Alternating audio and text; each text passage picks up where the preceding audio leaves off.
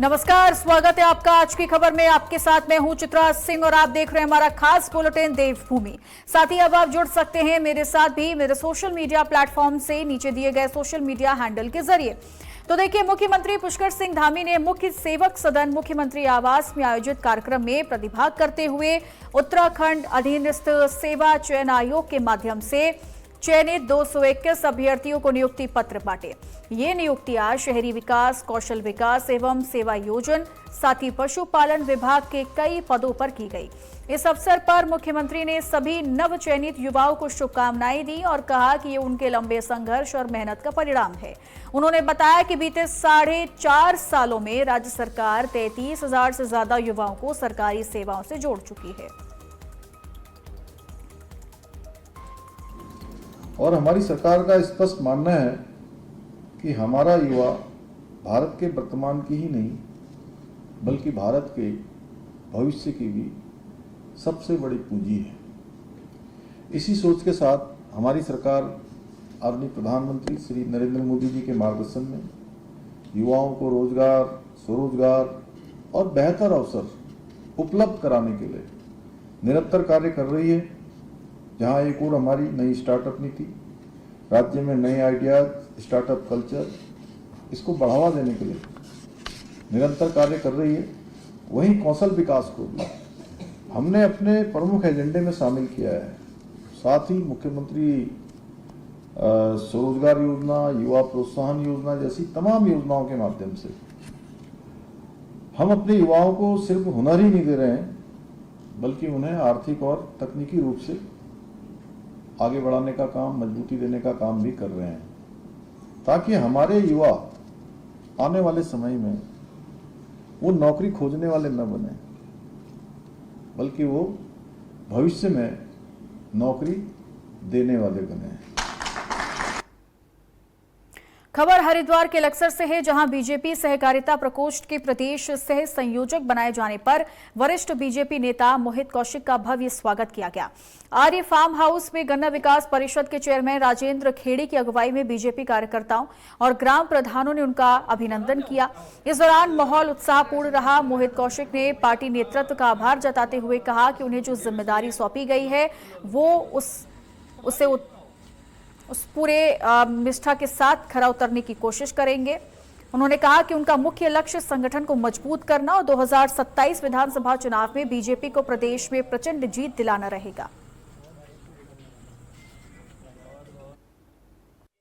Bharatiya Janata party को जो दायित्व मुझे मिला है भारतीय जनता पार्टी प्रदेश सहयोग सहकारिता प्रकोष्ठ का, इस पर मैं अपने क्षेत्र को जो मेरा विभाग रहेगा उसमें सहकारिता के क्षेत्र के लोगों को जोड़ने का काम, समाज को जोड़ने का काम संगठन से करूंगा। और ये पूर्ण विश्वास है कि हम और पार्टी को मजबूत करने का काम करेंगे। खानपुर, लक्सर और समस्त विधानसभाओं में भारतीय जनता पार्टी को जिताने का, कमल को खिलाने का काम करेंगे। हरिद्वार में रेहड़ी पटरी कारोबारियों को सरकारी योजनाओं से जोड़ने के उद्देश्य से नगर निगम द्वारा बड़ा अभियान चलाया जा रहा है। प्रधानमंत्री स्वनिधि स्ट्रीट वेंडर आत्मनिर्भर योजना के साथ कई जन कल्याणकारी योजनाओं की जानकारी देने के लिए प्रथम वेडिंग जोन परिसर में लोक कल्याण मेले का शुभारंभ किया गया। कार्यक्रम का उद्घाटन सहायक नगर आयुक्त श्याम सुंदर प्रसाद ने किया और इस दौरान बैंक प्रतिनिधियों और अधिकारियों ने स्ट्रीट वेंडर्स को स्वरोजगार और वित्तीय सहायता योजनाओं की जानकारी भी दी। 9 से 23 जून तक चलने वाले इस अभियान का उद्देश्य ज्यादा से ज्यादा वेंडर्स को योजनाओं का लाभ दिलाना है। जो भारत सरकार के दिशा निर्देश के क्रम में लोक कल्याण मेला पीएम स्वनिधि के तहत जितने हमारे वेंडर्स हैं उनको अधिक से अधिक लाभ मिले, भारत सरकार की योजना का, इसकी जागरूकता के लिए मेला का आयोजन किया गया था। और अगला आयोजन हमारा और इससे बड़े रूप में होगा 23 तारीख में।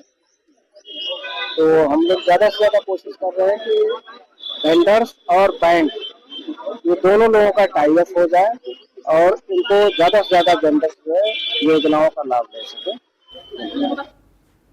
बागेश्वर में नगर की बदहाल व्यवस्थाओं और लंबित जन समस्याओं को लेकर संघर्ष वाहिनी ने जिला मुख्यालय पर जोरदार प्रदर्शन किया। इस दौरान प्रदर्शनकारियों ने प्रशासन के खिलाफ जमकर नारेबाजी की और पानी के बढ़े हुए बिल, गैस डिलीवरी की अव्यवस्था, नालियों की सफाई, जल निकासी, पार्किंग और सड़क निर्माण जैसी 12 सूत्रीय मांगों को उठाया। संघर्ष वाहिनी का आरोप है कि नगर वासियों को मूलभूत सुविधाएं तक नहीं मिल पा रही हैं। संगठन ने चेतावनी दी कि अगर जल्द कार्रवाई नहीं हुई तो बड़ा आंदोलन किया जाएगा।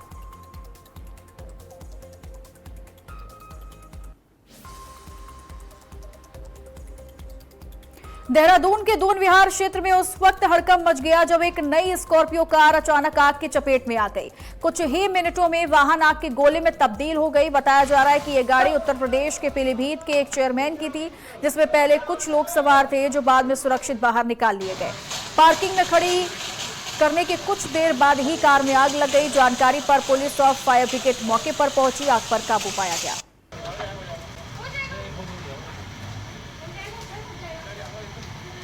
लक्सर के लग्जरी मोहल्ले में दिन दहाड़े घर में घुसकर फायरिंग की घटना से इलाके में दहशत का माहौल है। जानकारी के मुताबिक जावेद सलमानी के घर में 2 युवक घुस आए और पहले परिवार के सदस्यों के साथ गाली गलौज की। आरोप है कि हमलावरों ने जावेद की पत्नी से सोने के कुंडल लूटने की कोशिश की और विरोध करने पर ताबड़तोड़ फायरिंग कर दी। हालांकि गनीमत यह रही कि कोई भी गोली किसी को लगी नहीं। फायरिंग की आवाज सुनकर आसपास के लोग मौके पर पहुंचे, जिसके बाद आरोपी धमकी देकर फरार हो गए।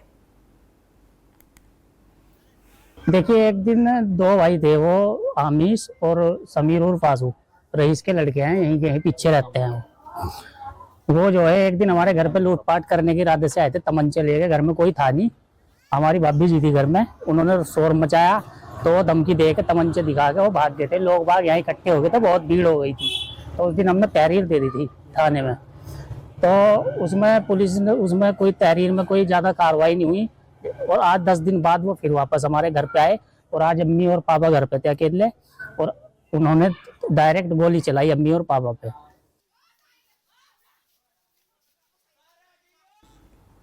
देहरादून में समाजवादी पार्टी के सांसद अवधेश प्रसाद ने कई राष्ट्रीय मुद्दों पर अपनी प्रतिक्रिया दी।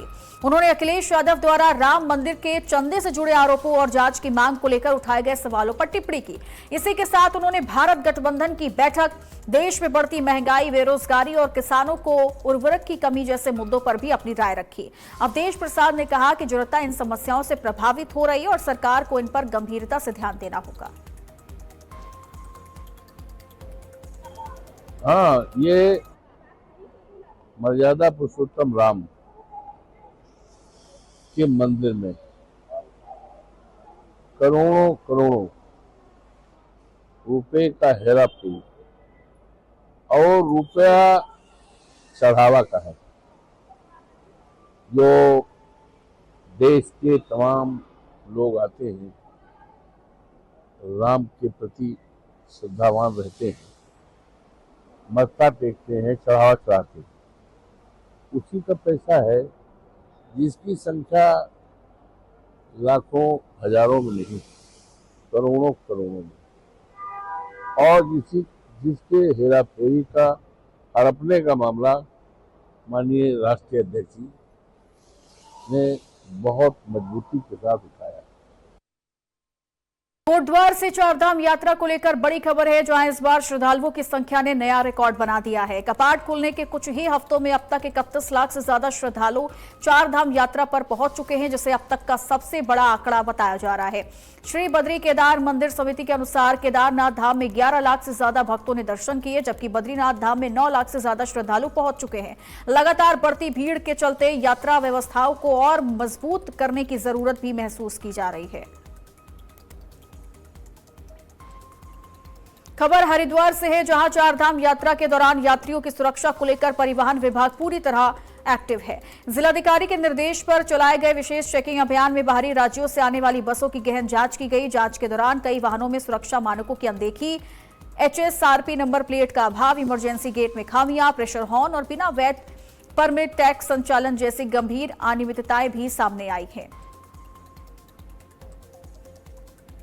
को विदित है कि चारधाम यात्रा चल रही है, तो यहाँ पर बहुत से तीर्थयात्रियों का आना जाना लगा हुआ है। तो डीएम सर के सख्त निर्देश हैं कि जो भी ये बाहर की ये स्लीपर बसेस आ रही हैं, इन पर विशेष कार्यवाही की जाए।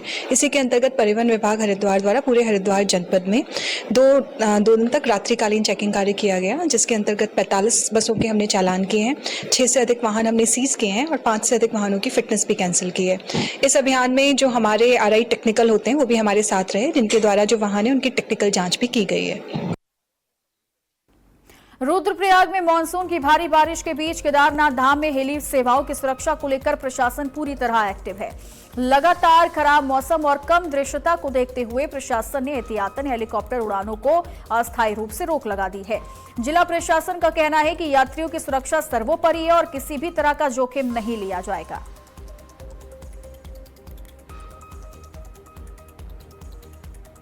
सेवाओं को के जो प्रदाता हैं, जो ऑपरेटर्स हैं, उनको सख्त निर्देश दिए गए हैं कि मौसम की जो भविष्यवाणी हो रही है, जो हमारे पास बुलेटिन आ रहे हैं, जो अलर्ट आ रहे हैं, उसका पूरा पालन करें।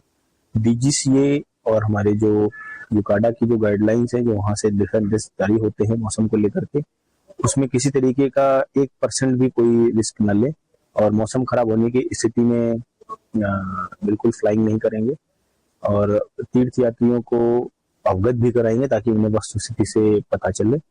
और साथ ही साथ ये बेहतर जो मौसम प्रणाली का जो हम लोगों ने सिस्टम मिला है, जिससे हम लोगों को आगाह कर पा रहे हैं, उसी के कारण कई बार हम लोगों को पता चलता है कि बहुत सारी हेली जो है वो नहीं उड़े क्योंकि मौसम खराब था। तो वो मौसम खराब की सूचना एडवांस में देने से लोगों को हम सुरक्षित रख पा रहे हैं। हरिद्वार में आगामी कुंभ मेले की तैयारियां तेजी से आगे बढ़ रही हैं। नगर और आसपास के क्षेत्रों में अस्थायी और अस्थायी निर्माण कार्यों को गति दी जा रही है। इसी क्रम में प्रशासन ने 6 अस्थायी बस अड्डों के निर्माण को मंजूरी दी। ये बस अड्डे ऋषिकुल, भेल, मोतीचूर और बैरागी कैंप जैसे प्रमुख नोडल क्षेत्रों में बनाए जाएंगे ताकि भीड़ और यातायात दबाव को कंट्रोल किया जा सके। अधिकारियों के मुताबिक इससे शहर के भीतर ट्रैफिक का बोझ कम होगा और श्रद्धालुओं को सुगम सुविधा भी मिल पाएगी। हम 6 बनाते हैं जो रेगुलर बेसिस पे हमारे यहाँ पे बनाए जाते हैं और उसका अभी हमारा जो हमारी कार्यदायी संस्था है वो RWD है और वो कार्य कर रही है। तो जैसे हम हर साल हर कुंभ में करते हैं, हम लोग जो अस्थायी बस अड्डे बनाते हैं उसी के साथ फिर हम ट्रैफिक प्लान भी बनाते हैं। तो जो ट्रैफिक प्लान बनाया गया है उसमें हम लोगों ने ये पूरा का पूरा जो हमारे अस्थायी बस अड्डे बनने हैं उसका भी प्लान उसमें डाल रखा है। किस तरह से यात्रियों का मूवमेंट हुआ, किस घाट पे वो जाके स्नान करेंगे, सारा उसमें मैपिंग कर रखी है। जहां देहरादून से बड़ी खबर है, जहां दून पुलिस ने हत्या के प्रयास के मामले में वांछित 15 हजार रुपए के इनामी बदमाशों को मुठभेड़ के बाद गिरफ्तार किया। चेकिंग के दौरान पुलिस ने संदिग्ध बाइक सवारों को रोकने की कोशिश की, लेकिन आरोपी बैरियर तोड़कर ही फरार हो गए। पीछा करने पर बदमाशों ने पुलिस टीम पर फायरिंग कर दी। पुलिस की जवाबी कार्रवाई में पैरों में गोली लगने से दोनों बदमाश घायल हो गए। फिलहाल पुलिस ने मौके से अवैध हथियार, कारतूस और बाइक बरामद किया है। अच्छे केस में करीब 3-4 दिन पूर्व एक घटना हुई थी। स्थानीय लोगों के द्वारा कुछ व्यक्ति जो वहां पर शराब पीने की घटना में लगे थे, कुछ शराब पी रहे थे, उनको जब टोका टाकी की गई तो आपस में झगड़ा और बाद में उनके द्वारा गोली चलाई गई थी, जिसमें 2 स्थानीय लोग घायल हुए थे और इसमें इस गुत्थम गुत्था में एक व्यक्ति पकड़ा गया था। बाकी 2 लोग जो अभियुक्त थे वो वहाँ से फरार होने में सफल रहे थे। ये सूचना पुलिस को मिली थी कि वही संदिग्ध जो लोग हैं वो चेकिंग के दौरान दिखाई दिए हैं और वहाँ से निकलने की इनके द्वारा कोशिश की जा रही थी। उस दौरान पुलिस ने जब इनको घेरने की कोशिश की, बाईपास के पास में पुलिस मुठभेड़ में 2 लोग इसमें घायल हुए थे, जिन्हें तत्काल हॉस्पिटल ले जाया गया था। जो ये 3 लोग थे, तीनों ही सीतामढ़ी, बिहार से एक अपराध करके वहाँ से भागे थे। एक लूट की घटना को उन्होंने वहाँ अंजाम दिया था, जिसमें जो भी उनको पैसा 3.5 लाख रुपए की जो लूट हुई थी उसको बांटने और यहाँ पर ऋषिकेश में छुपने के प्रयास से ये लोग आए थे। तो तीनों ही अभियुक्तों को जो उस घटना में बिहार में सीतामढ़ी में जो घटना हुई थी लूट की, उसमें ये तीनों लोग थे। इनको तीनों को ही पुलिस के द्वारा अरेस्ट किया गया है, जिसमें देहरादून में जानलेवा हमले के एक मामले में दून पुलिस को बड़ी सफलता मिली है। रायपुर थाना क्षेत्र में साप्ताहिक बाजार में ठेली लगाने को लेकर हुए विवाद के बाद एक व्यक्ति पर धारदार हथियार से हमला किया गया। जिसमें वे गंभीर रूप से घायल हो गया था। पीड़ित की शिकायत पर पुलिस ने सीसीटीवी फुटेज मदद से आरोपियों की पहचान कर मुख्य आरोपी यासीन खान को गिरफ्तार कर लिया है। देहरादून में ऑपरेशन प्रहार के तहत दून पुलिस लगातार अपराधियों पर शिकंजा कस रही है। इसी अभियान के तहत डालनवाला थाना पुलिस ने हाथी बड़कला क्षेत्र में चेकिंग के दौरान एक संदिग्ध युवक को गिरफ्तार किया। तलाशी में उसके पास से अवैध खुखरी बरामद हुई है। पूछताछ में आरोपी ने बताया कि वे नशे का आदी है और नशे की जरूरतें पूरी करने के लिए किसी आपराधिक घटना को अंजाम देने की फिराक में था।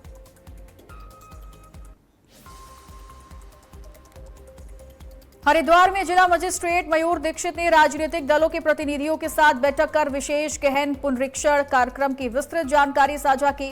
बैठक में घर घर जाकर मतदाता प्रपत्रों के वितरण और सत्यापन प्रक्रिया को लेकर पूरी कार्य योजना पर चर्चा की गई। डीएम ने स्पष्ट किया कि मतदाता सूची को शुद्ध और त्रुटि रहित बनाने के लिए ये अभियान बेहद महत्वपूर्ण है। एसआईआर की प्रक्रिया जनपद में प्रारंभ हो चुकी है और भारत निर्वाचन आयोग के डायरेक्शंस में आज से सभी बीएलओज घर घर जाके इन्विटेशन फॉर्म डिस्ट्रीब्यूट कर रहे हैं। वो फॉर्म्स भरने के बाद जो हमारे वोटर्स होंगे वो उस फॉर्म को लौटाएंगे। ईआरओज उसको परीक्षण करके अपनी वोटर लिस्ट जारी करेंगे। उसके बाद दावे और आपत्तियों की प्रक्रिया शुरू होगी और फिर फाइनल वोटर लिस्ट जो होगी वो 15 सितंबर को रिलीज की जाएगी। इस पूरी प्रक्रिया में अगर कोई वोटर अगर ये समझता है कि उसका नाम नहीं है तो वो फॉर्म 6 साथ में भर सकते हैं और साथ ही अगर कोई और भी आपत्ति होती तो उसको भी दिया जा सकता है। सभी ईआरओज की ट्रेनिंग करा दी गई है। राजनीतिक दलों के साथ प्रत्येक सप्ताह हम बैठक करते हैं। आज उसकी कड़ी में आज फिर से बैठक की गई थी जिसमें सभी राजनीतिक दलों ने प्रतिभाग किया और पूरी प्रक्रिया में सहयोग देने की बात कही है। देहरादून में सोशल मीडिया पर वायरल हुए एक वीडियो को लेकर पुलिस विभाग ने सख्त रुख अपनाया। वीडियो में एक पुलिसकर्मी को मोबाइल फोन पर अभद्र भाषा का प्रयोग करते हुए देखा गया, जिसके बाद मामला सामने आते ही एसएसपी देहरादून ने तत्काल संज्ञान लिया और कार्रवाई करते हुए संबंधित पुलिसकर्मी को लाइन हाजिर किया। साथ ही पूरे प्रकरण की विस्तृत जांच सीओ डोईवाला को सौंप दी गई। पुलिस विभाग ने साफ किया कि अनुशासनहीनता और आचरण के विपरीत किसी भी प्रकार की गतिविधि को बर्दाश्त नहीं किया जाएगा।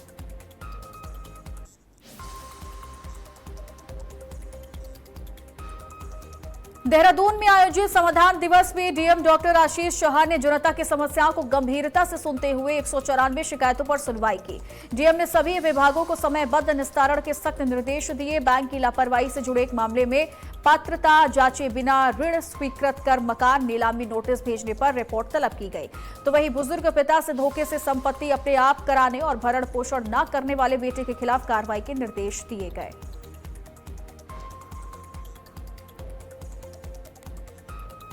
नैनीताल में स्थित कैंची धाम में नीम करौली बाबा के स्थापना दिवस को लेकर तैयारियां जोर शोर से चल रही हैं। इस अवसर पर बड़ी संख्या में श्रद्धालुओं के पहुंचने की संभावना है।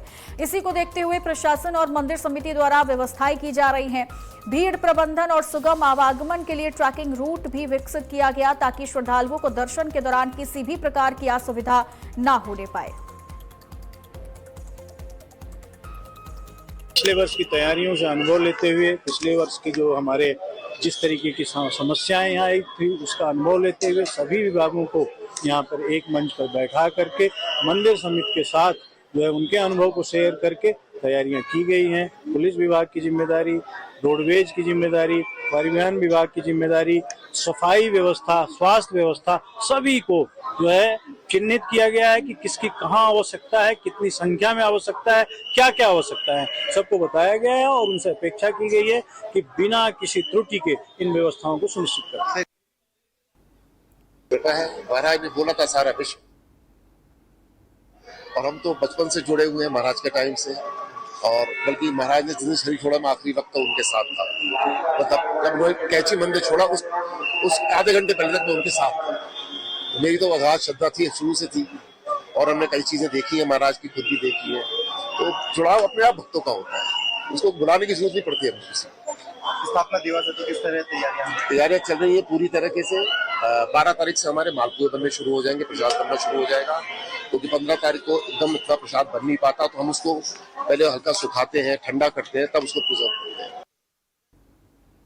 ये हमेशा शुरू से ही 12 तारीख से हम लोग शुरुआत इसकी करते हैं और 12 से हमारी हनुमान चालीसा का समापन होने के बाद जो 1 महीने यात्रा चल रही है, 12 तारीख को हमारी रामायण शुरू होती है, 13 को हमारा समापन होगा, 14 को हवन करके तब 15 की सुबह तो हम प्रसाद वितरण शुरू करते हैं। हमेशा बाबा जी के समय से ये परंपरा चली आ रही है। कैसा है? लेकिन तैयारी तो हर प्रकार हर साल एक जैसी होती है, क्योंकि ये एक परंपरा बनी हुई है और हम लोग इस परंपरा को उसी रूप से करते आ रहे हैं जो बाबा जी के समय से और श्री माँ के समय से चली आ रही है। मालपुए का प्रसाद कब से बनाया जाएगा? किस तरह से? 12 तारीख से ये बनना शुरू होगा, 15 के दिन तक बनता है ताकि सबको पूर्ण तरह से ये प्रसाद मिल जाए। और जो श्रद्धालु नहीं आ पाते हैं तो हम कोशिश करते हैं कि 16 तक को भी जितना बढ़ जाए ये बांटा जाता है। देहरादून स्थित मां डाट काली मंदिर को उत्तराखंड के प्रमुख शक्तिपीठों में गिना जाता है। मान्यता है कि देहरादून और दिल्ली के बीच सड़क मार्ग के लिए गुफा निर्माण के दौरान अंग्रेजों को मां डाट काली के चमत्कार का सामना करना पड़ा था। स्थानीय कथाओं के मुताबिक दिन भर गुफा की खुदाई कर मलबा निकाला जाता था, लेकिन अगले दिन गुफा फिर बंद मिलती थी। बताया जाता है कि बाद में मां डाट काली ने स्वप्न में दर्शन देकर अपनी पिंडी को पहाड़ से निकालकर मूर्ति स्वरूप स्थापित करने का निर्देश दिया, जिसके बाद निर्माण कार्य आगे बढ़ सका।